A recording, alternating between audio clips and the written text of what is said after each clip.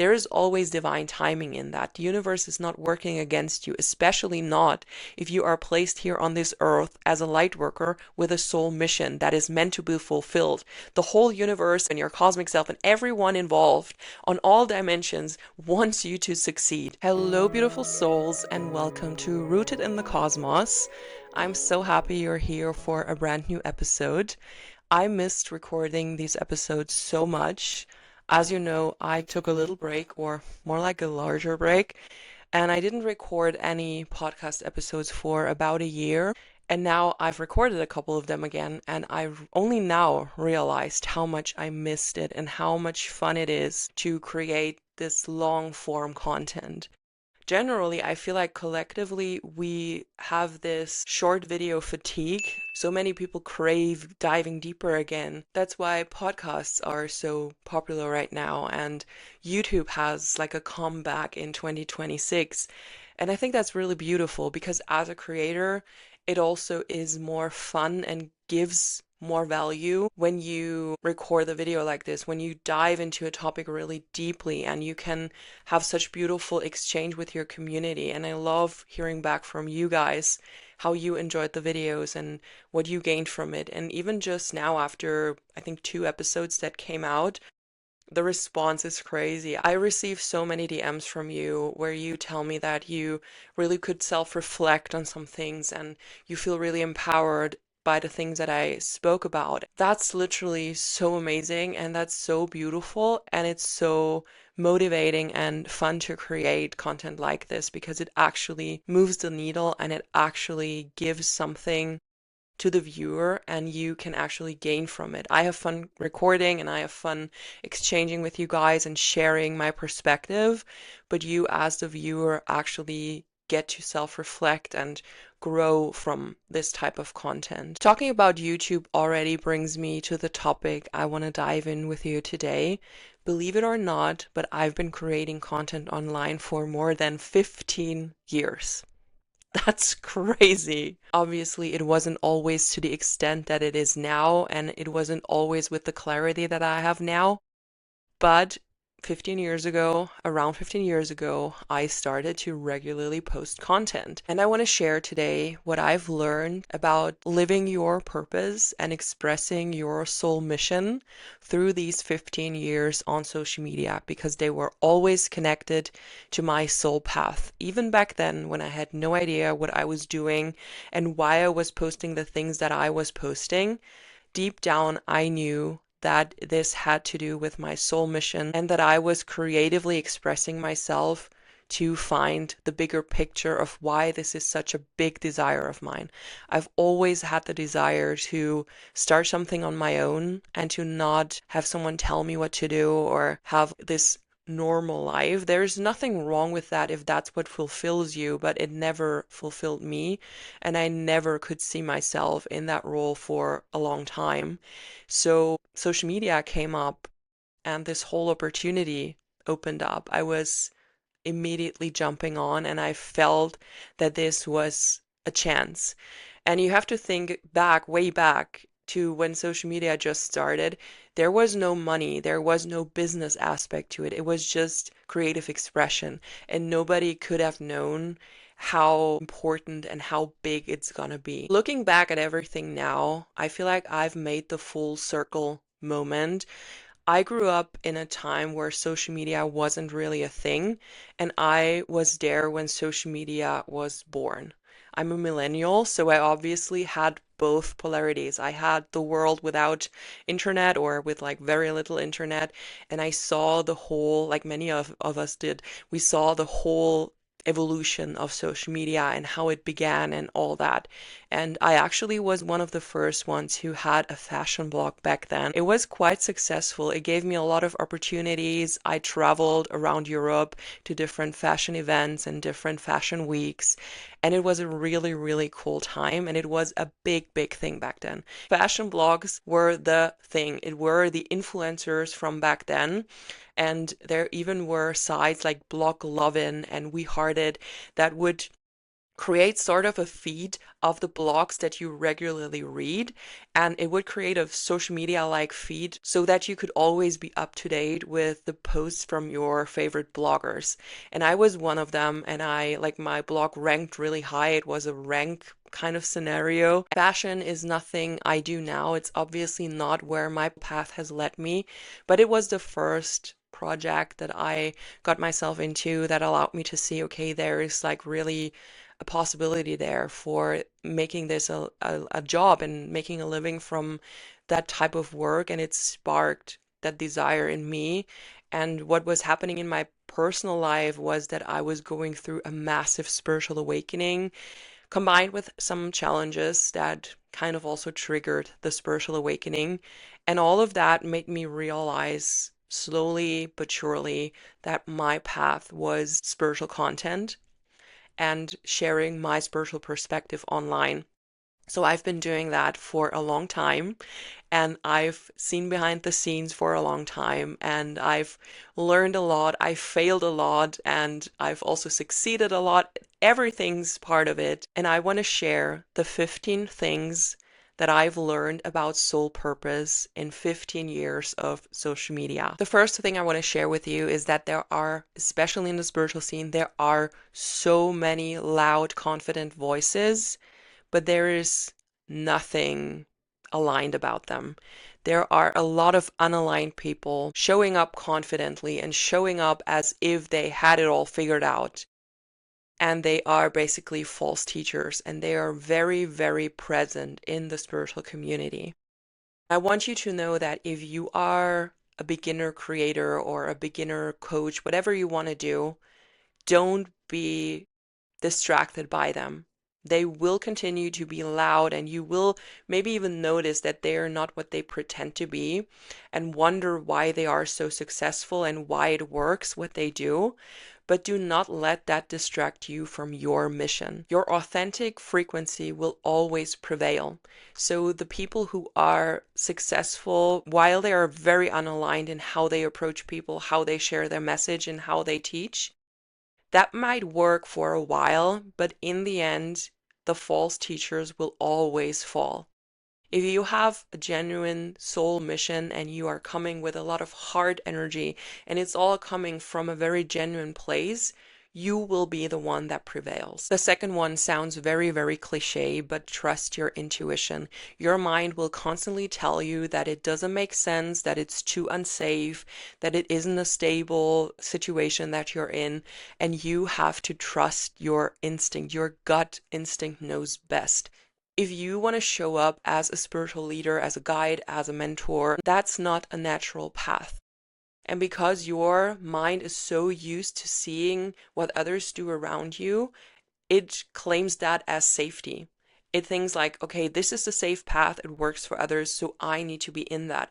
As soon as you move into another direction, your mind will jump in and say, hey, that's not the path others are going, and that's not the path that is the normal way, the safe way. So are you sure you want to do that? Do you want to risk it?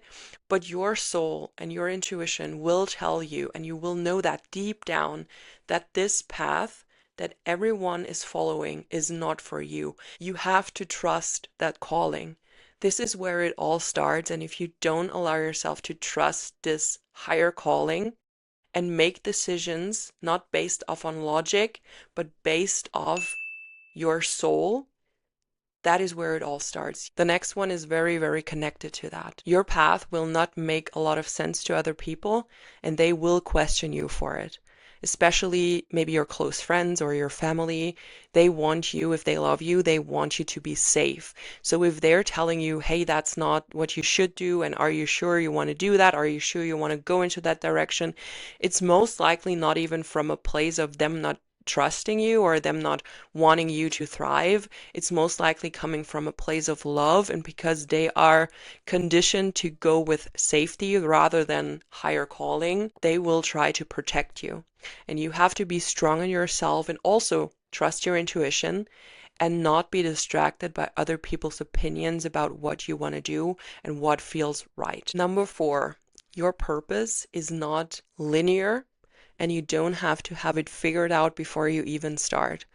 That's what I see in a lot of my clients. They want to have figured out what their purpose is and what their divine mission includes before they start. I have to disappoint you, it doesn't work like this. From a soul perspective, you do have a higher calling, but you also have free will. So there are tons of different versions and different ways you could live and express your mission.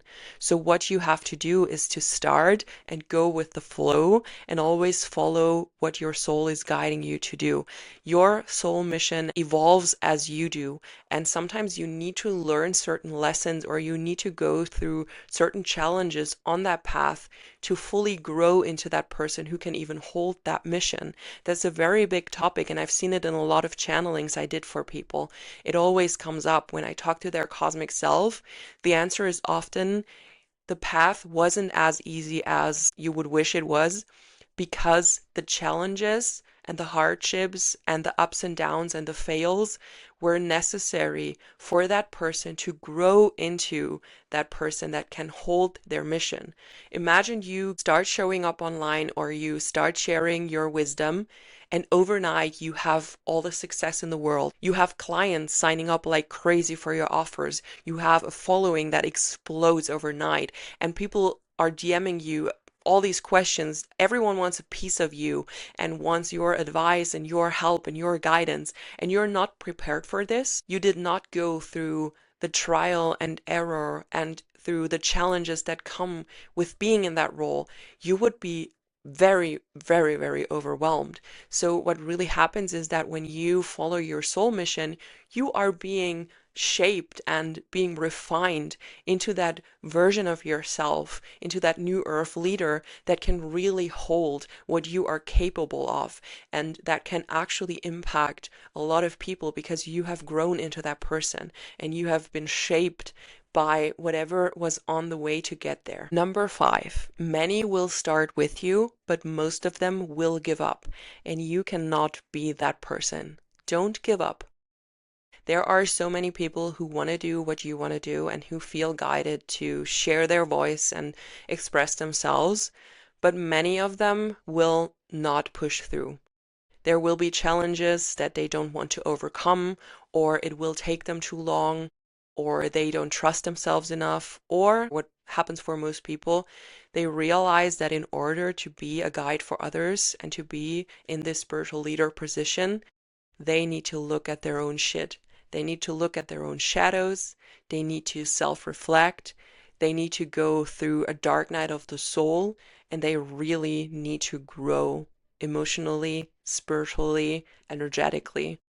And a lot of people are not as devoted and as committed to their mission. Many people want to have the outcome. They want to have the time freedom. They want to have working on their own terms. They want to express themselves creatively. They want to impact other people and help them heal and guide them. But they are not devoted enough to work on themselves and to really go to the depths of their own soul so they can even become that guide for others. So don't be that person. Don't follow those around you who start with social media and are very loud about and who are very motivated, and then 4 months in, 5 months in, they notice no growth is happening, so they go back to their old ways and they stop doing it. That's not what we want to do. Number 6 may be a little bit hard for you to hear, but a soul mission is a personal thing. It was given to you and chosen by you for a reason, and bringing in people who don't share your fire and your devotion will only slow you down.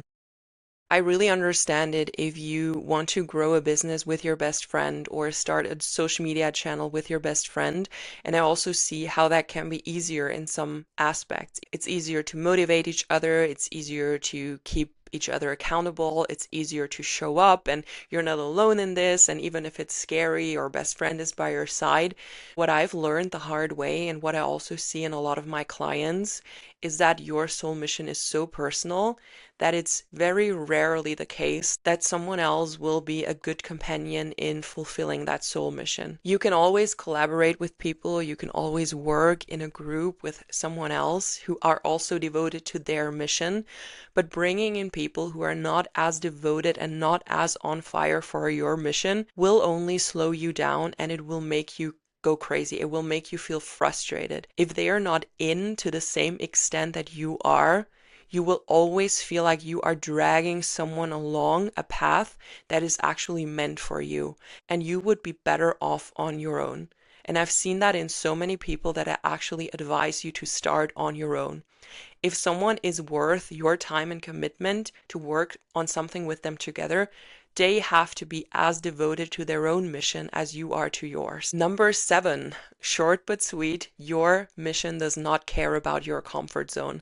If you want to be a spiritual leader and show up online, you constantly have to leave your comfort zone. So many things that make you grow and bring you closer to your goals and visions are things that will expand your comfort zone and will make you feel uncomfortable at first. Whether it's showing up online and just being visible for everyone, not being able to decide who can see you and who's not able to see you. That can be very uncomfortable. It can be uncomfortable to host a webinar and be in the spotlight and be the one to guide them through an experience. It can be uncomfortable to be faced with the 3D reality of leading a business and figure out how to do that. There are so many things that will ask you to step out of your comfort zone and grow, but they are also super rewarding, and every little and big hurdle that you manage will make you feel more confident and more devoted to your mission. It's like the reason why you're doing it, because you are expanding so much and you're growing so much in yourself, and you can become a better guide for others. Next one is FUCK, what everyone else says. Literally, that's it. People will have opinions, they will laugh at you, they will make fun of you when they don't get what you do, especially in the spiritual scene. There are a lot of things that you may do or may talk about that people just don't connect with and think is weird, and you cannot give a damn. Just let them talk.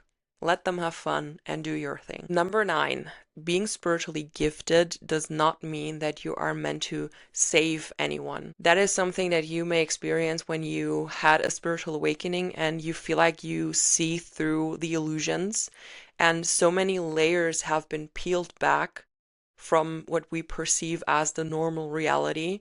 And you get that urge to tell everyone about it, to share it with your family, with your parents, with your siblings, with your best friends, and you really want them to see what you see, because you want them to understand that they are living in an illusion and that there is so much more to truth than what they think there is, and you basically want to force them into their own spiritual awakening because you want them to realize what you have realized. Trust me, I know how that feels, and I know how challenging it can be if that doesn't happen, if others don't see what you see and they don't wake up. But it's also your task as a sovereign soul not to interfere with their soul evolution. If you force them to know what you know, and if you talk about certain things, they will either shut down or be very worried about you because they cannot grasp and cannot understand what you're talking about. I feel like that is what happens a lot when families have a lot of issues, and one part of the family is concerned for the other part of the family because from their perspective, the one part of the family fell down a conspiracy theory hole and they are lost and crazy and psychotic, and the other part is like, oh my god, they're not waking up, so the not awake part feels like they are even more psychotic than they thought they would be anyways. It's a very toxic environment, and I feel like it can lead to a lot of discussions and a lot of tension that is not necessary. I know that this is a very sensitive topic from the clients that I've worked with over the years, and a lot of light workers and new earth leaders struggle with this.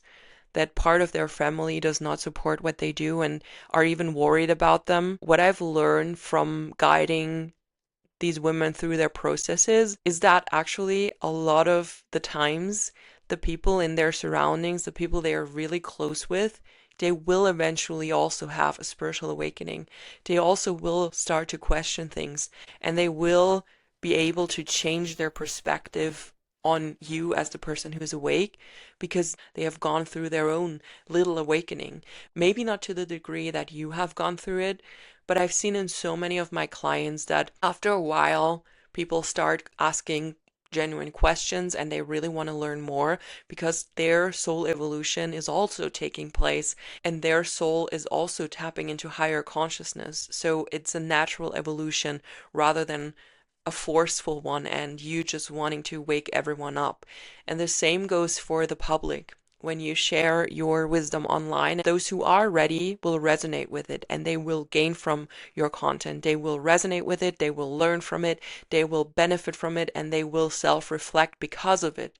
But there will also be people who cannot understand anything and who may even be defensive and aggressive towards that type of content because deep down, on a soul level, they know that you're right and that your perspective isn't entirely wrong, but their human ego is still in power and they need to defend that construct that they believe in. So you will meet people online who will defend whatever you are trying to explain to them, that this is not the truth, that this is an illusion, that whatever it is, they will defend that very, very aggressively. And you have to become okay with that. Just ignore those people and work and express yourself for those who will resonate with it and who are ready for that type of wisdom. Number 10, always hold the vision. It's as easy as that. Always hold the vision. Always think back to why you're doing this,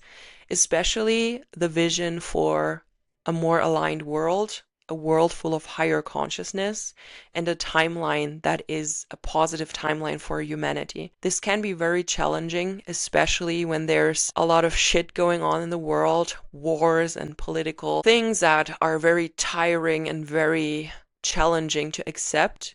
But what you have to do and what is your task as a light worker is to always hold the vision and see that everything else is a distraction that you either feed and choose to be distracted by or choose not to feed and co-create the alternative timeline energetically. That is your task as a light worker. Always hold the vision. Number 11, an angel number. Consistency is everything. It's something that you hear a lot when we talk about social media, but it's also true for a soul mission. Consistency is everything. It's an energetic thing. Even though people like to talk about marketing and algorithms and all that, I genuinely believe it's an energetic thing. You constantly have to pour out the energy of what you want to create for it to stay a constant in your life. If you show up sometimes and then hide for 3 weeks and then show up for 2 weeks again and then hide for six again, that is not consistency. And even energetically, that is sending mixed signals to what you want to create. Everything is energy. So whatever you put your mind to is part of your co-creative potential. When you are so inconsistent with your creations, it will not be able to. The next one is that you will believe many things are your thing before you actually figure out what is your thing. You may find yourself doing a Kundalini yoga teacher training. You may find yourself doing a Reiki training. You may find yourself doing something completely different, and you are in constant search of what is your thing. And whenever you finish something or whenever something sparks your interest, something new, you feel like, okay, that could be my thing. That could be what I'm meant to do and how I'm meant to express. From my experience, all of these puzzle pieces will help you actually get there, but you will find a lot of things that spark interest in you and inspire you before you really find out what you are meant to do. As a light worker, it most likely isn't one modality that you're meant to do or one type of teaching you're meant to tell others about or anything like that. It most likely is a combination of all of that and finding ways to combine different modalities, different practices, different insights into something that is uniquely yours. So as a light worker, you have one unique perspective that is shaped and filtered through you and your experiences and your personal values. And this unique perspective is what you are meant to express. It's not the Reiki certificate. It's not the QHHT hypnosis technique that you're meant to do. These are nothing but tools. Your purpose is connected to your perspective and to your message, and that grows over time. Number 13. If you have a dream, Giving up is never an option. There is not much to say about this other than I mean this literally. If you really want this, how bad do you want it? How bad do you want it? And what would make you give up? If you really want this and if this really is your higher calling, it doesn't matter how long it takes and how bumpy the road there is. If you feel this is your mission and this is what's meant for you, giving up is literally no option. Just rerouting or trying things differently or pivoting, those are options, but giving up is not. Number 14 is very important. You can take aligned action, but you cannot rush soul alignment. Some things just happen in divine timing. Maybe some of your biggest breakthroughs are connected to other people in whatever way, in the way that they first have to evolve themselves to be your clients, to be your biggest intake, to be your following, in the way that another soul on this planet is going through their own stuff and you will collaborate with them, and that is what's going to make you break through or have a big achievement. There are so many things that can happen. Maybe it's something in you that first needs to be looked at and be triggered by external circumstances for you to grow from that, and then that will lead you to your breakthrough. There's literally so many things that are divine timing and that cannot be forced, that you have to trust that even if it takes longer than you expected, or even if things are not working out as quickly and as smoothly as you wished them to work out, there is always divine timing in that. The universe is not working against you, especially not if you are placed here on this earth as a light worker with a soul mission that is meant to be fulfilled. The whole universe and your cosmic self and everyone involved on all dimensions wants you to succeed, but you need to grow into that person. So divine timing definitely is a topic. The last one is also super important. Some people will choose to misunderstand you and hate on you. Do not try to convince them. What I mean by that is that you should not waste your energy and waste your time trying to convince someone who wants to misunderstand you that you are right or that your perspective is valid. If they want to misunderstand you or hate on you, let them. There is no convincing. You are most powerful and most sovereign if you can stand in your truth and be stable in that truth without the need of everyone else believing what you believe too. As a spiritual leader, you have to learn that it's okay to have different opinions, and I'm sure you know that, and it's not a big deal. But even if people are actively trying to question you or convince you otherwise or try to have discussions with you, don't engage. This is coming from a deeply rooted place within themselves. You have to imagine every soul on this planet is coming from the same source. Deep down, we all have the same knowledge. We all have the same level of consciousness, and we all have all answers. We cannot all access them, and we cannot all see everything at the same time, and it's not designed in that way.